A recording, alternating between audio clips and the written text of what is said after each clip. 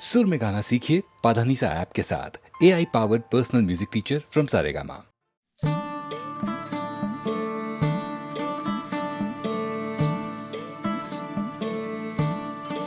কেউ কথা রাখেনি। ৩৩ বছর কাটলো, কেউ কথা রাখেনি। ছেলেবেলায় এক বষ্টমী তার আগমনী গান হঠাৎ থামিয়ে বলেছিল, শুক্লা দ্বাদশীর দিন অন্তরাটুকু শুনিয়ে যাবে। তারপর কত চন্দ্রভুক অমাবস্যা এসে চলে গেল, কিন্তু সেই বষ্টমী আর এলো না। ২৫ বছর প্রতীক্ষায় আছি। মামাবাড়ির মাঝি নাদের আলী বলেছিল, বড় হও দাদা ঠাকুর, তোমাকে আমি ৩ প্রহরের বিল দেখাতে নিয়ে যাব।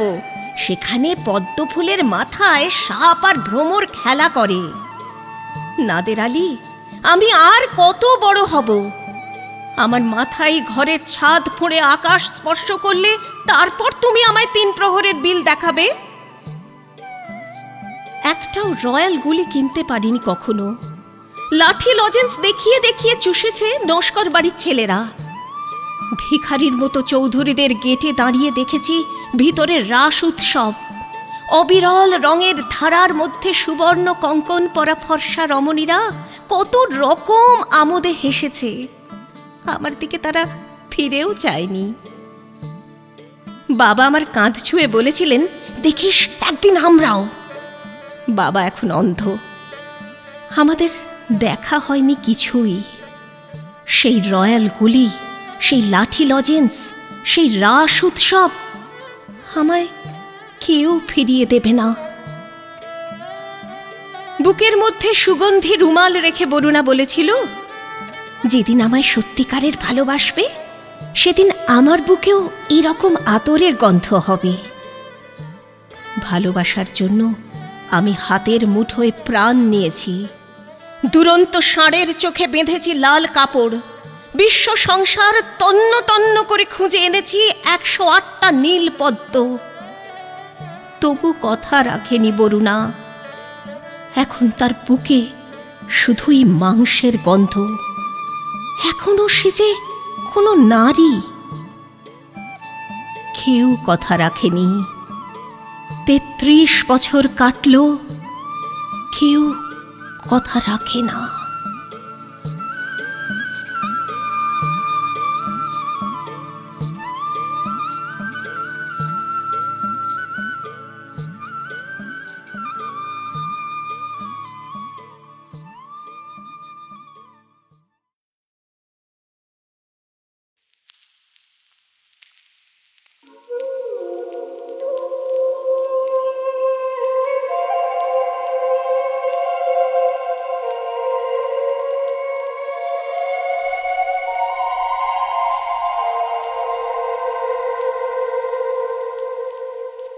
কমলো মেঘেদের ওজন, বৃষ্টি বলে প্রয়োজন তাকে, যে খোঁজে আমাকে।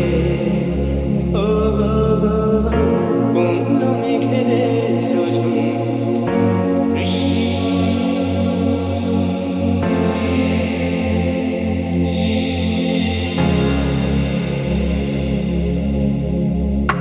বৃষ্টি ভেজে বৃষ্টিতে, বৃষ্টি ছাড়া সৃষ্টিতে, বৃষ্টি ভেজে বৃষ্টিতে, সৃষ্টি ছাড়া সৃষ্টিতে।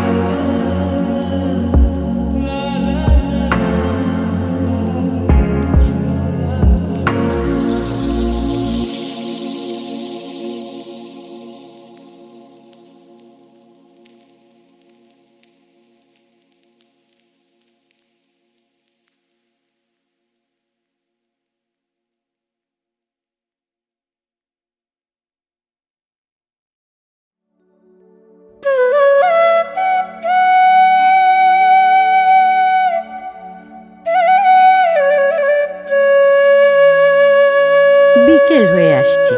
পাহাড়ের ওপারে সূর্যটার রং এখন গাঢ় কমলা। ছেলেরা সব খেলতে গেছে। বাড়ির দাওয়ায় একলাটি বসে গালে হাত দিয়ে দুর্গা ভাবছিল, ফাগুন মাস, আহা, বাংলাদেশে তার গ্রামে এখন গাছগুলো কেমন পলাশ ফুলে ভরে গেছে। আম গাছে বউল এসেছে। আর এখানে এই কৈলাস পর্বতে দেখো না, না আছে বসন্ত, না গা পোড়ানো গরম, না ঝমঝমে বর্ষা। বিচ্ছিরি। ভাবতে ভাবতেই দুর্গা দেখলে পাহাড়ের রাস্তা বেয়ে ষাঁড়ের পিঠে চড়ে শিব আসছে হেলে দুলে। ধীরে সুস্থে বাড়ির হাতায় ঢুকে দাওয়ার সামনে ষণ্ড মহারাজ দাঁড়াতেই ঝুলাঝুলি নিয়ে পিঠ থেকে নেমে পড়ল শিব। আর তারপর নন্দী এসে ষাঁড়কে নিয়ে গেল গোয়ালে। কি হলো, তোমার আবার মুখ ভার কেন? বাপের বাড়ির জন্য মন কেমন করছে বুঝি? শিবের কথা শুনে গা জ্বলে গেল দুর্গার। ঝনঝন করে বলে উঠল, কেন মন কেমন করবে না শুনি? এই ফাগুন মাসে আমাদের সজনে গাছটা কেমন ফুলে ফুলে ভরে গেছে জানো। নিম গাছে কচি কচি পাতা এসেছে। আজ সকাল থেকে আমার সজনে ফুলের চচ্চড়ি আর নিম বেগুন ভাজা খেতে ইচ্ছে করছে। তাই আর নতুন কথা কি, বলে উঠল শিব। ফাগুনে তোমার নিম বেগুনের জন্যে মুখ ভার, গরমে আমের জন্য হাঁসফাঁস, বর্ষায় ইলিশের জন্যে ছটফট। বেশ বেশ, আর বলতে হবে না। তোমার এই পোড়া কৈলাস পর্বতে যদি কিচ্ছু পাওয়া না যায় তাহলে সেটা কি আমার দোষ? এবার আসছি না, দেখো না, ছেলেপুলে নিয়ে বাপের বাড়ি গিয়ে আমি কিন্তু আর 4 দিন পরে ফিরবো না বলে দিচ্ছি। পুরো 1 মাস থেকে তবে আসবো। হ্যাঁ, আচ্ছা আচ্ছা, সে হবেক্ষণ। এখন আমায় কিছু খেতে রেতে দাও দেখি। সারাদিন ঘুরে ঘুরে বড় ক্লান্ত হয়ে গেছি। গজগজ করতে করতে উঠে চলে গেল দুর্গা। দাওয়ায় বসে শিব ঠাকুর ভাবতে লাগলো, সত্যি এত বছর বিয়ে হলো, 4-4টে ছেলে পুলে, তবু দুর্গার আর কৈলাস পর্বতে মন বসলো না। এখন সারা বছর কৈলাস পর্বতে দিব্যি মোলায়েম ঠান্ডা, গরম পড়ে না মোটেই। শিবের কোনো অসুবিধা হয় না, ছেলে মেয়েদেরও ভালোই লাগে।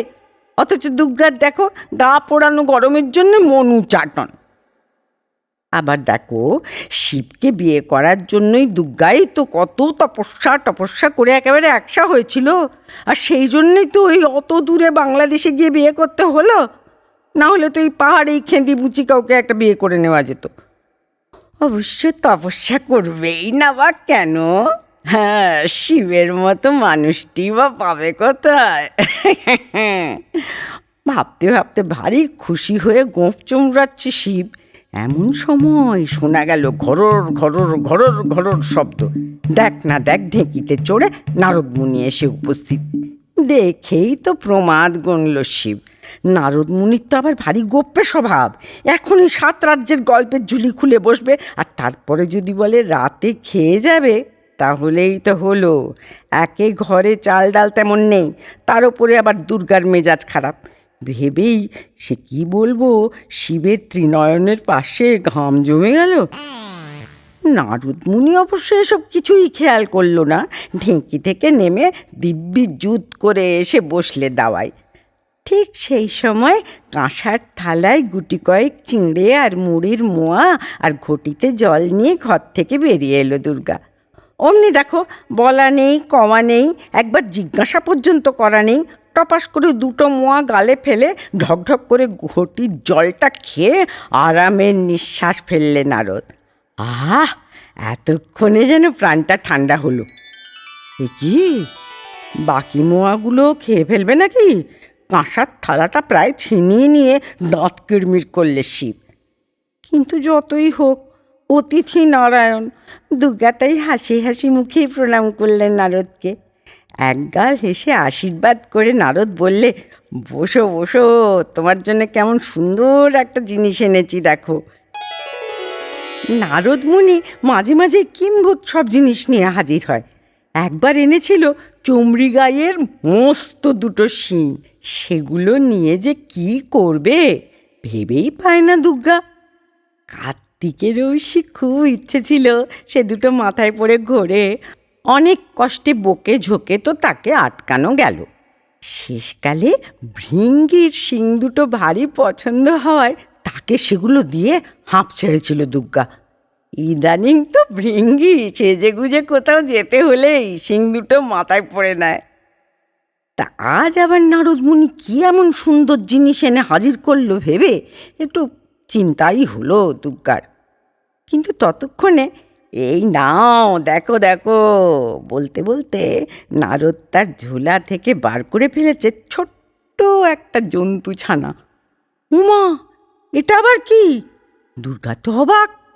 হালকা হলুদ আর পাটকিলে মেশানো গায়ের রং, গোল গোল ছোট ছোট কান, অনেকটা কুকুরছানার মতো দেখতে হলেও কুকুরছানা নয় মোটেই, ভারী মিষ্টি। বোঝাই গেল ঝোলার মধ্যে বেশ আরামে ঘুমোচ্ছিল ছানাটা। কাঁচা ঘুম ভাঙাতে বিরক্ত হয়ে একটু এদিক ওদিক দেখে গুটগুট করে দুর্গার কোলে উঠে পড়ে ফের গুটিয়ে ঘুমিয়ে পড়ল। ব্যাস, দুর্গা তো অমনি গোলে জল। ও মা, কি সুন্দর, কি মিষ্টি! কোথায় পেলেন এটাকে? আরে, আজ আমি গিয়েছিলাম একটু পশ্চিমে বরুণদেবের সঙ্গে দেখা করতে। ফেরার সময় দেখি জঙ্গলের মধ্যে এটা একা একাই ঘুরে বেড়াচ্ছে। অমনি টপ করে তুলে ঝোলায় পুরলাম। তারপর মনে হলো আমাদের দুর্গা তো জন্তু জানোয়ার ভালোবাসে, তাকেই বরং দেওয়া যাক ছানাটা, ছেলেপুলেও খুশি হবে। বেশ করেছেন। ছানাটার গায়ে হাত বোলাতে বোলাতে বলল দুর্গা, তাহলে আপনারা এখন গল্প গাছা করেন, আমি একটু খাবারের জোগাড় দেখি। আরে না না, এক্ষুনি বেরোতে হবে আমায়, আজ খুব তাড়া, তড়িঘড়ি বললে নারদ। হে হে, কেন তাড়া কিসের? ভারী খুশি হয়ে জানতে চাইল শিব।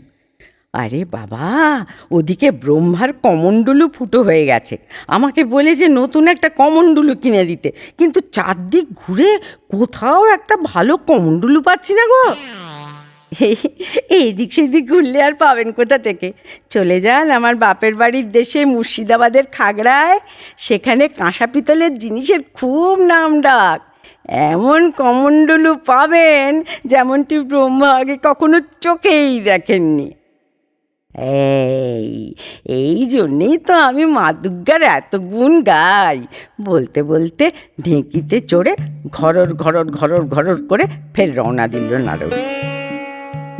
এদিকে শিব দুর্গার বাড়িতে দিব্যি আছে ছানাটা, দুবেলা দুধ ভাত খায়। সে বাড়ছেও খুব তাড়াতাড়ি, কয়েক মাস যেতে না যেতেই বেশ বেশ বাছুরের মতো হয়ে উঠেছে। তারপর ক্রমশ তার মুখ আর ঘাড়ের লোম ঘন পাটকিলে রঙের হয়ে যাচ্ছে দেখে শিব একদিন আঁতকে উঠে বলে, ও বাবা দুর্গা, এটা তো দেখছি আসলে একটা সিংহ ছানা। নারদ শেষকালে তোমার ঘাড়ে একটা সিংহ চাপিয়ে দিয়ে গেল। দুর্গারও সন্দেহ হয়েছিল আগেই, কিন্তু বাংলাদেশের মেয়ে তো, সিংহ তো আর কখনো চোখে দেখেনি, তাই নিশ্চিত হতে পারছিল না। এখন শিবের কথা শুনে বিরস মুখে বললে, তাই তো মনে হচ্ছে। তাহলে এখন কি করা যায়? শিব তো রীতিমতো উদ্বিগ্ন। কি আর করা যাবে, কেষ্টর জীব, বাড়ি থেকে বের তো আর করে দিতে পারি না। দুর্গার কথা শুনে তো রেগে আগুন হয়ে গেল মহাদেব। সে আবার কি কথা? ছেলেপুলের বাড়ি, সেখানে ওরকম একটা মস্ত সিংহ কোনোদিন যদি কারুর ঘাড়ের ওপর ঝাঁপিয়ে পড়ে। শিবের কথা হেসেই উড়িয়ে দিল দুর্গা। দূর, তাই আবার হয় নাকি? ওরকম তো বুনো জন্তুরা করে, কিন্তু ও তো বাড়িতে থাকে, দুধ ভাত খায়। দেখছো না কিরকম নিরীহ গো বেচারা। তাছাড়া তুমি তো আবার সারাদিন বাড়িতে থাকো না, ছেলে মেয়েরাও এদিক সেদিক বেরিয়ে যায়। ও থাকলে তাও আমার একটু ভরসা হয়। যুক্তিতে দুর্গার সঙ্গে পেরে না উঠে গজগজ করতে লাগলো শিব। তোমার আবার পাহারা দরকার, নিজের গায়েই বলে যা জোর, ত্রিলোকে সবাই ভয় পায়। তবে শিবকে এত কথা বললেও দুর্গা নিজে ভালো মতোই জানে সিংহকে দিয়ে পাহারাদারির কাজ করানো ভারী কঠিন। ছানাটা মস্ত কুঁড়ে, সারা দিন পড়ে পড়ে শুধু ঘুমোয়। শুধু খাবার সময় হলে দুধ ভাতের বাটিটি মুখে করে নিয়ে সবার আগে এসে হাজির। না, এটাকে এবারে একটু ওই পাহারা দেওয়া শেখাতে হবে দেখছি, মনে মনে ভাবল দুর্গা। যেই ভাবা সেই কাজ। পরদিন সকালেই সিংহকে কান ধরে টেনে এনে দুর্গা বসিয়ে দিল সবজি বাগানে। বাড়ির পিছনে এক টুকরো সবজির বাগান, কলাটা মূলোটা হয়, অভাবের সংসারে কাজে লাগে। তা সেই বাগানে একশাল লঙ্কা গাছে গাছ ভরে লঙ্কা হয়েছে, আর অমনি বেড়ে গেছে টিয়া আর বুলবুলিদের উপদ্রব। কাঁচা পাকা সব রকম লঙ্কাই ছিঁড়ে খেয়ে নষ্ট করছে তারা। তাই লঙ্কা গাছের কাছেই সিংহকে এনে এইখানে বসে থাক, পাখি এলে তাড়াবি বলে দুর্গা চলে গেল নিজের কাজে। খানিকক্ষণ পরে কার্তিক এসে ডাকলে, মা, ও মা, দেখে যাও দেখে যাও, তোমার সিংহের কাণ্ডটা দেখে যাও। দুর্গা গিয়ে দেখে বাদাম গাছের ছায়ায় বেশ নাক ডাকিয়ে ঘুমোচ্ছে সিংহ, আর ইচ্ছে মতো লঙ্কা খাচ্ছে বুলবুলিরা। এমনকি কি বলবো, দুটো পাখি একেবারে সিংহের নাকের ডগায় নেচে বেড়াচ্ছে গো। এইরকম চললো বেশ কয়েকদিন। শেষকালে একদিন যখন দুর্গার সাধের পঞ্চজবার গাছ ছাগলে মুড়িয়ে খেলো, আর দাওয়ায় বসে আরামে ঘুমোতে থাকা সিংহ ছানার টেরটিও পেল না, তখন দুর্গা ঠিক করলো যে না, আর নয়, নন্দী ভৃঙ্গিকে বলতে হবে এবার এটাকে জঙ্গলেই ছেড়ে আসতে। কিন্তু কোন জঙ্গলে ছাড়া হবে? কাছাকাছি কোথাও ছাড়লে তো আবার রাস্তা চিনে চলে আসতে পারে। এই সব নিয়ে আলোচনা চলছে। এমন সময় একদিন দুপুরবেলা বাড়িতে কেউ নেই, দুর্গা একলা বসে বসে জাঁতিতে সুপুরি কাটছে। হঠাৎ হাউমাউ করে ছুটে এলো নিচের গ্রামের লোকেরা। ও মা গো, ও বাবা গো, কি বিপদ হলো গো আমাদের! কোথা থেকে একটা ভয়ানক মোষ এসে আমাদের সব ফসল খেয়ে নিচ্ছে। এর শিব ঠাকুরকে শিগগির বলো ত্রিশূলটা নিয়ে আসতে। শিব ঠাকুরকে এখন কোথায় পাবি তোরা? সে তো সেই কোন সকালে ষাঁড়ের পেটে চড়ে বেরিয়েছে। চল, আমি যাচ্ছি, বাপের বাড়ির দেশে ওরকম গরু মোষ অনেক তাড়িয়েছি আমি। বলেই দুর্গা লাফ দিয়ে উঠে ভালো করে শাড়ির আঁচলটা বেশ কোমরে জড়িয়ে বর্ষা হাতে নিয়ে ছুটল গ্রামের লোকেদের সঙ্গে। পাহাড়ের ঢাল দিয়ে কিছুটা নামলেই বেশ খানিকটা সমতল জমি, সেখানেই চাষ হয়েছে। আর সেই পাকা ফসল খেয়ে ক্ষেত মারিয়ে সব নষ্ট করে দিচ্ছে মোষটা। কি বিশাল তার চেহারা রে বাবা! ঘোর কালো রং আর প্রকাণ্ড দুটি বাঁকানো শিং, দেখলেই ভয় লাগে। দুর্গার পায়ের আওয়াজ পেয়েই তো সে তার কুতকুতে দুই চোখ তুলে তাকালে। তারপরেই ভয়ঙ্কর রেগে নাক দিয়ে বিকট শব্দ করে খুর দিয়ে মাটি খুঁড়তে লাগলো। এদিকে বর্ষা হাতে দুর্গাও তৈরি। এমন সময় হঠাৎ মনে হলো তার পাশ দিয়ে একটা হলুদ রঙের বিদ্যুৎ যেন ছুটে গেল। চমকে উঠে পরক্ষণেই দুর্গা দেখলে সিংহ লাফিয়ে পড়েছে মোষের ঘাড়ে। সঙ্গে সঙ্গে বর্ষা হাতে ছুটল দুর্গা। তারপর সে কি ভয়ানক যুদ্ধ, সে কি ভয়ানক যুদ্ধ! শেষ পর্যন্ত দুর্গার বর্ষার ঘায়েই মরল মোষটা। কিন্তু ততক্ষণে সিংহ তার সারা গা কেটে ফালা ফালা করে দিয়েছে। সেদিন বিকেলে বাড়ি ফিরে শিব আর ছেলেমেয়েরা দেখলে দাওয়ায় দুর্গা বসে আছে, কোলের কাছে শুয়ে আছে সিংহ। ফের তুমি এটাকে নিয়ে আদিক্ষেতে করছো? শিব তো অবাক। না গো, একগাল হেসে দুর্গা বললে, আমি বুঝতে পেরেছি ও ভারী কাজের ছেলে। আমি ঠিক করেছি এবছর ওর পিঠে চেপেই বাপের বাড়ি যাব। সিংহ বাহিনী দুর্গা, কেমন হবে বলো দেখি ব্যাপারখানা।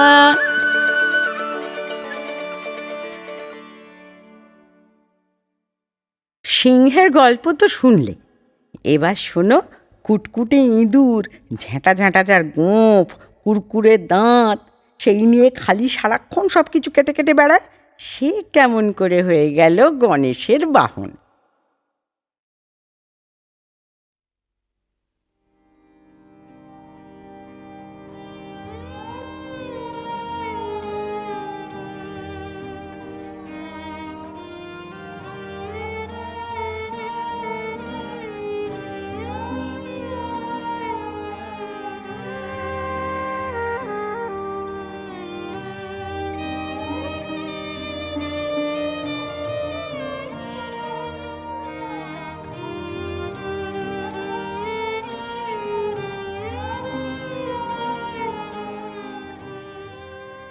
ভালোবাসা এসেছিল এমন সে নিঃশব্দ চরণে, তারে স্বপ্ন হয়েছিল মনে, দিনই আসন বসিবার।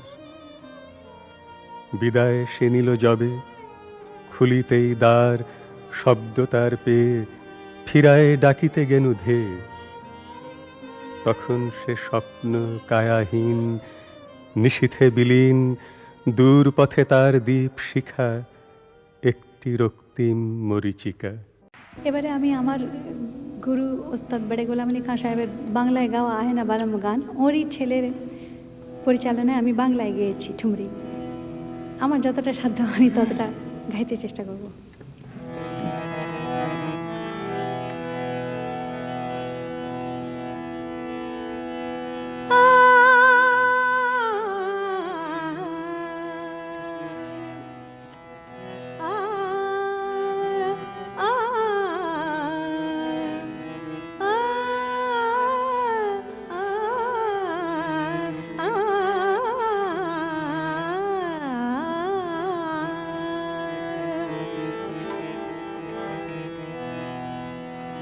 কে করে সাজানে আসে না প্রিয়তম, কে করে সাজানে আসে না প্রিয়তম, কে করে সাজানে আসে না প্রিয়তম।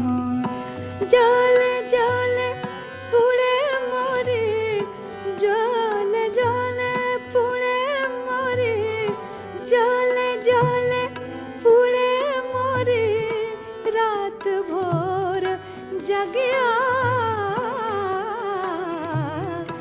আসে না প্রিয়তম। কে করে সাজানি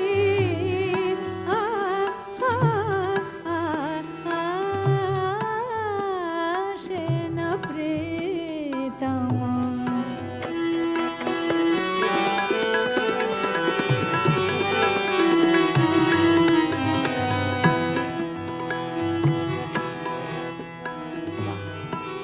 কে করে সাজানে আসে না, আসে না রে, আসে না, আসে না, আসে না, আসে না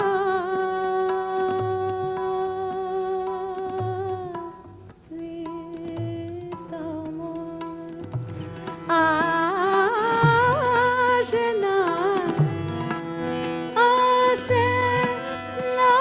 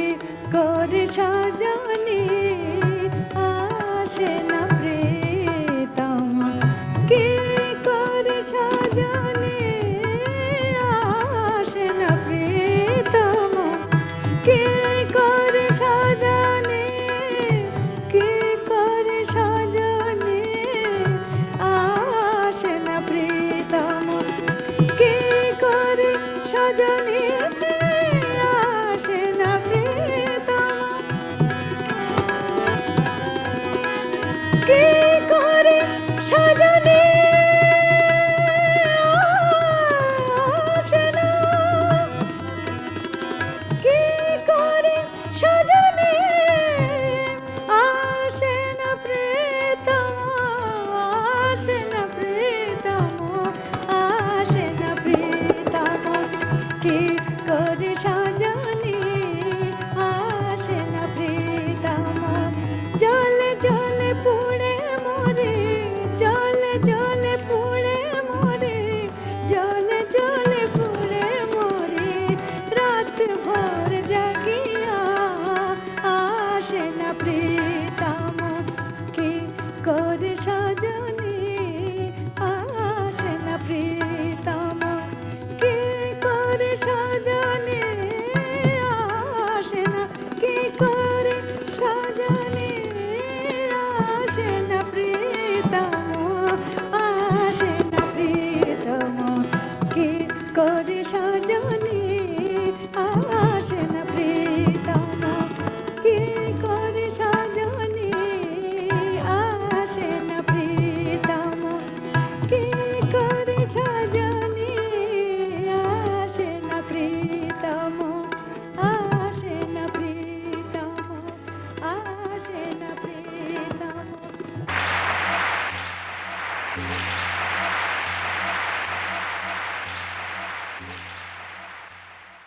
এবারে আমি আমার গুরু ওস্তাদ বেড়ে গোলাম আলী খান সাহেবের বাংলায় গাওয়া আহে না বারম গান ওরই ছেলের পরিচালনায় আমি বাংলায় গেয়েছি ঠুমরি আমার যতটা সাধ্য আমি ততটা গাইতে চেষ্টা করব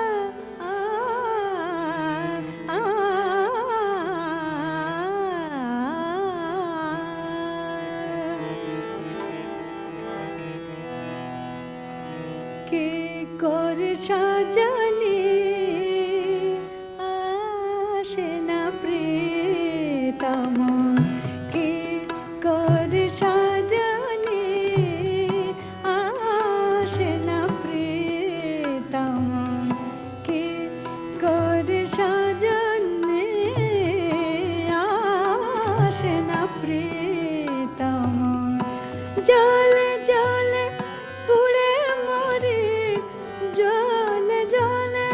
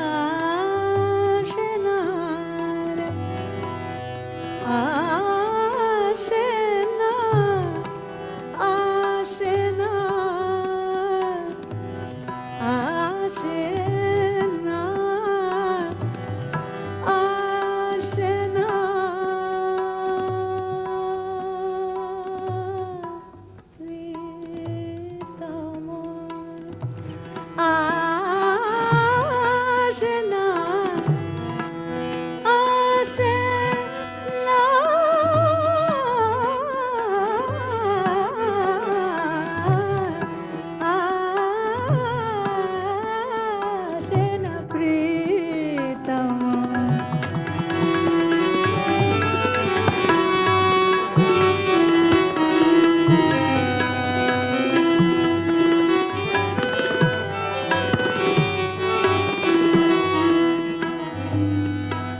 नयन पलक नयन पलक नयन पलक नयन पलक जले भरे আসে জুড়ালো না তবু দহন জল আসে জুড়ালো না তবু জুড়ালো না তবু দহন জল আসে মরণ যা হতে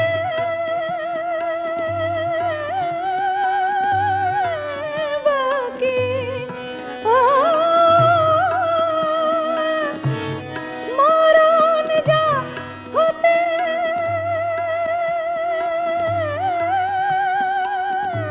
বাকি আর দুঃখ লাগিয়া আসে না প্রীতম কি করে সাজানি আসে না প্রীতম কি করে সাজানি আসে না প্রীতম কি করে সাজানি আসে না প্রীতম কি করে সাজানি আসে না প্রীতম কি করে সাজানি কি করে সাজানি আসে না প্রীতম কি করে সাজানি আসে না প্রীতম কি করে সাজানি আসে না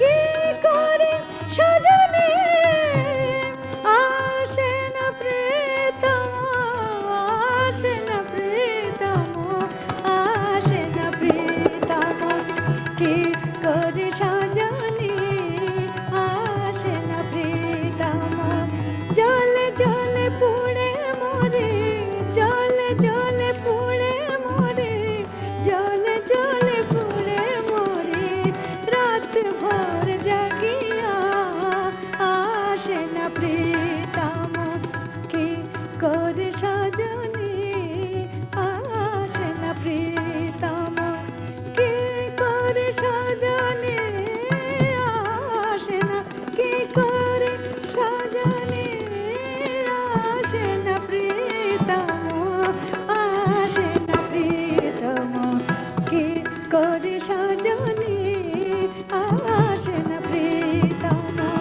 কি করে সাজানি আসে না প্রীতম কি করে সাজানি আসে না প্রীতম আসে না প্রীতম আসে না প্রীতম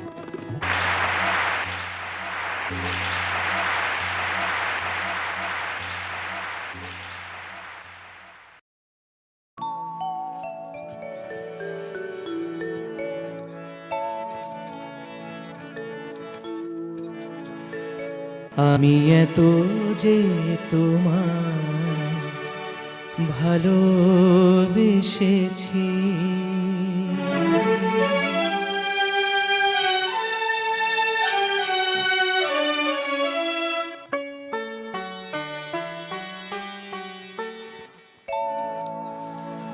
আমি এত যে তোমায় ভালোবেসেছি,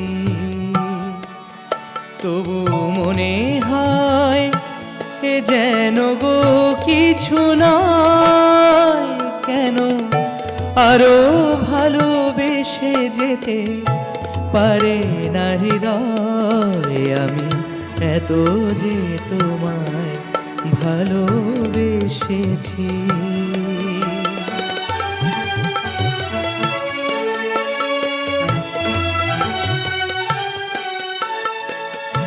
তোমার কাজল চোখে যে গভীর ছায়া কেঁপে ওঠে ও, তোমার আধারে গো যে হাসির মধু মায়া ফোটে ও, তোমার কাজল চোখে যে গভীর ছায়া কেঁপে ওঠে ও,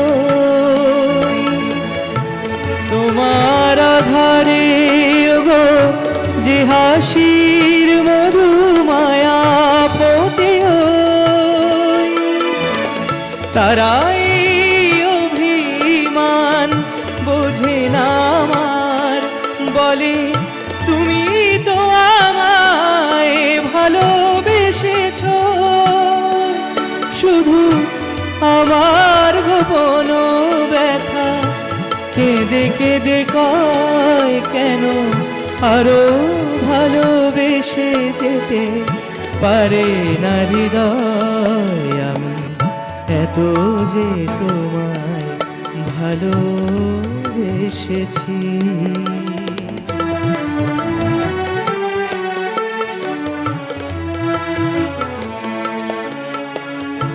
তুমি তো জানো না গো তোমার প্রাণের সুরের কাছে আমার গানের বাণী আহুত পাখির মতো লুটাইয়াছে। তুমি তো জানো না গো তোমার প্রাণের সুরের কাছে আমার গানের বাণী আহত পাখির মতো লুটাইয়াছে। তবু এ মাধবী রাতে আমায় যে মালা তুমি পরালে, যে মাধুরী দিয়ে মোর শূন্য জীবন তুমি ভরালে, তবু এ মাধবী রাতে আমায় যে মালা তুমি পরালে, যে মাধুরী দিয়ে মোর শূন্য জীবন তুমি ভরালে, তারাই দিনটাটুকু দেখে না আমার, বলে তুমি তো আমায় ভালোবেসেছো। শুধু আমার গোপন ব্যথা কেঁদে কেঁদে কয়, শুধু আমার গোপন ব্যথা কেঁদে কেঁদে কয় কেন আরো ভালোবেসে যেতে পারে না হৃদয়। আমি এত যে তোমায় ভালোবেসেছি, তবু মনে হয় এ যেন গো কিছু নয়, কেন আরো ভালোবেসে যেতে পারে না হৃদয়। আমি এত যে তোমায় ভালোবেসেছি।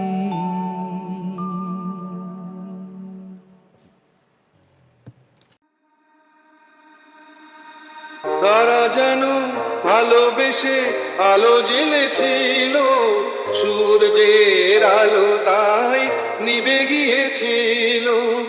তারা যেন ভালোবেসে আলো জ্বেলেছিল, সূর্যের আলো তাই নিভে গিয়েছিল। নিজের ছায়ার পিছে ঘুরে ঘুরে মরি মিছে, একদিন চেয়ে দেখি আমি তুমি হারা, আমি তুমি হারা। আমায় প্রশ্ন করে নীল ধ্রুব ধারায়, আর কত কাল আমি রব দিশাহারা, রব দিশাহারা।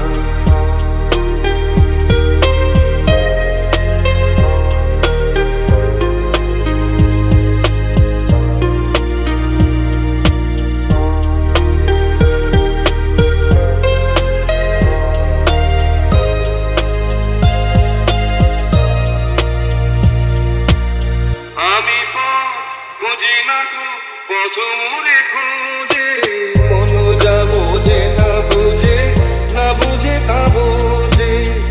আমি পথ খুঁজি না গো, পথ মোরে খোঁজে, মন যা বোঝে না বুঝে, না বুঝে তা বোঝে। আমার চতুর পাশে সব কিছু যায় আসে, আমি শুধু তুষারিত গতিহীন ধারা, গতিহীন ধারায়। আমায় প্রশ্ন করে নীল ধ্রুব ধারায়, আর কত কাল আমি রব দিশাহারা, রব দিশাহারা।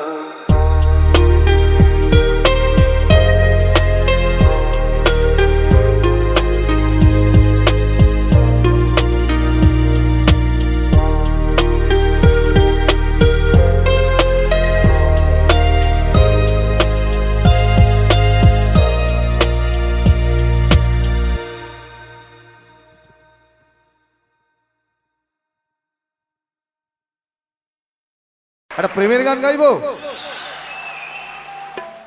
গানটার নাম পেসমেকার।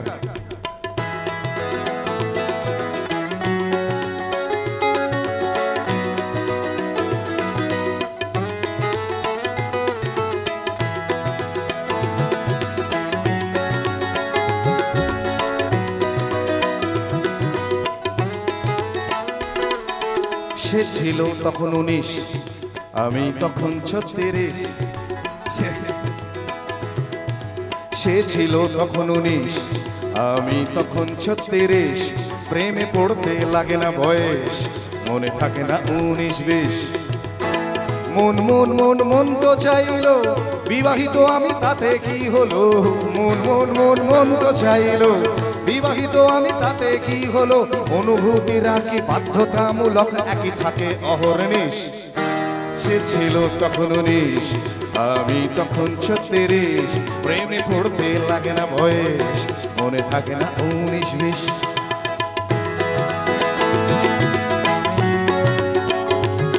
ও দাদা, গান তো আমি গাইছি, আপনার গলা শুকিয়ে যাচ্ছে কেন? সে ছিল তখন ফার্স্ট ইয়ার, একটু আস্তে বাজা। সে ছিল তখন ফার্স্ট ইয়ার, আমি এক ছেলের বাবা। এটা মেনে নিতে অসুবিধা হচ্ছে না? মেনে নিতে অসুবিধা হচ্ছে, কিন্তু দাদা বিশ্বাস করুন, প্রেম যে কখন কার জীবনে আসে কেউ বলতে পারে না। এটা তিথি নক্ষত্র দেখে কিন্তু প্রেম আসে না। যে ভাবলেন যে আজকে মাঘী পূর্ণিমা, বুঝলে আজকে একটা প্রেমের যোগ আছে, ভাইরাল ফিভারের মতো ডাক্তারও বলতে পারে না কখন আসে। ঠিক বলছি? এক্স্যাক্টলি। আসলে রাগ করবেন না, রেগে যাচ্ছেন অনেকে হয়তো, এই আবার কি হচ্ছে গানের মধ্যে। রাগ করবেন না দাদা, বিশ্বাস করুন কিছু বলা যায় না। দেখা গেলো কাল সকালে আপনি প্রেমে পড়ে গেছেন, এটাও হতে পারে। সে ছিল তখন ফার্স্ট ইয়ার, আমি এক ছেলের বাবা। ভালোবাসার দেবতা তখন বসিয়েছিল থাবা। স্ত্রী আমার ছিল অনুপমা, কখনো কখনো মা। মন আমার ছিল অনুগত, কখনো ছাড়াতে চাই সীমা। টিভি দেখতে লাগতো ভালো মাধুরী, কেউ লাগতো বেশ। টিভি দেখতে লাগতো ভালো মাধুরী, কেউ লাগতো বেশ। স্বপ্নে বউ মাধুরী মিলে মিশে হয়ে যেত এক শেষ। সব পুরুষই যেমন হয়, সব পুরুষই যেমন হয়, আমিও আলাদা নয়।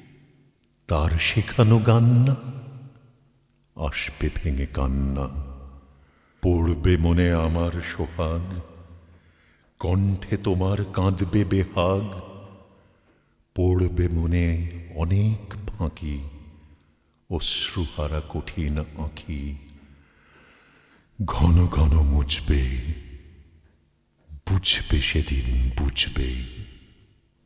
আবার যেদিন শিউলি ফুটে ভরবে তোমার অঙ্গন, তুলতে সে ফুল, গাঁথতে মালা, কাঁপবে তোমার কঙ্কন, কাঁদবে কুটির অঙ্গন।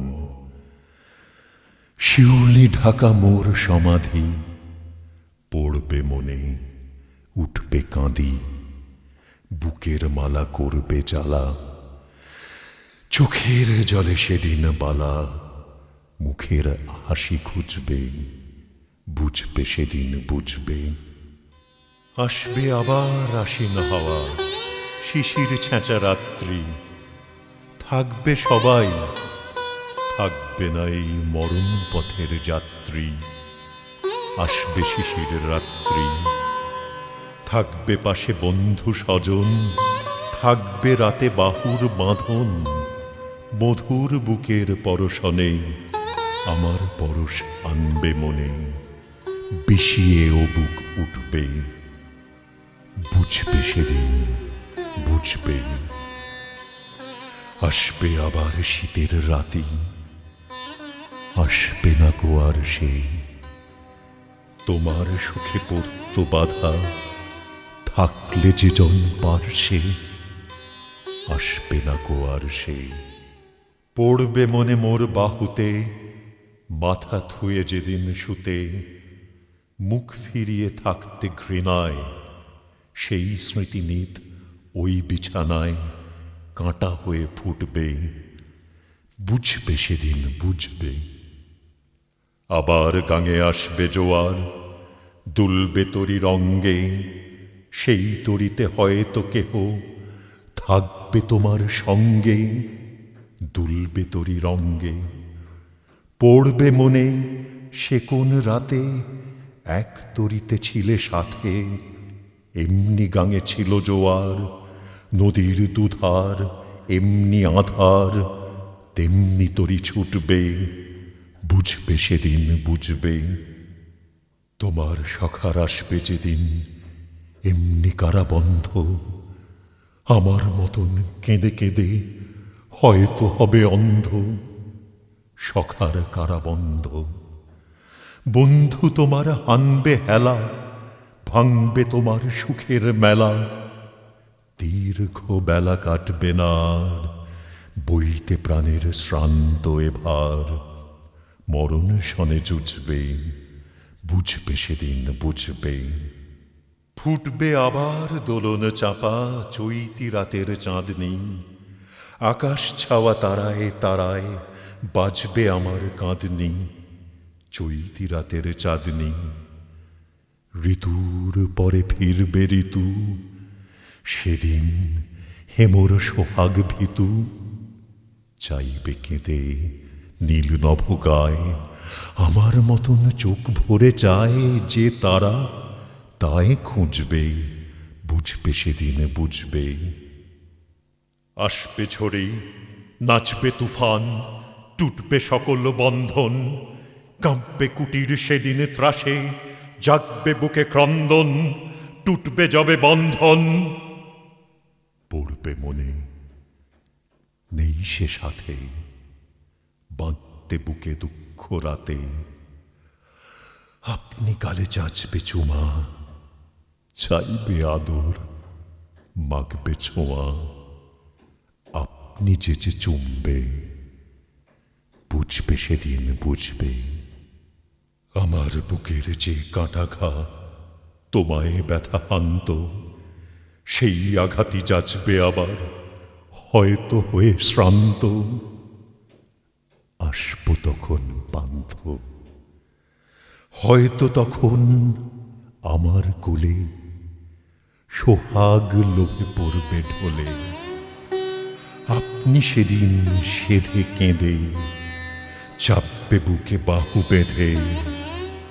চরণ চুমে বুঝবে, বুঝবে সেদিন, বুঝবে।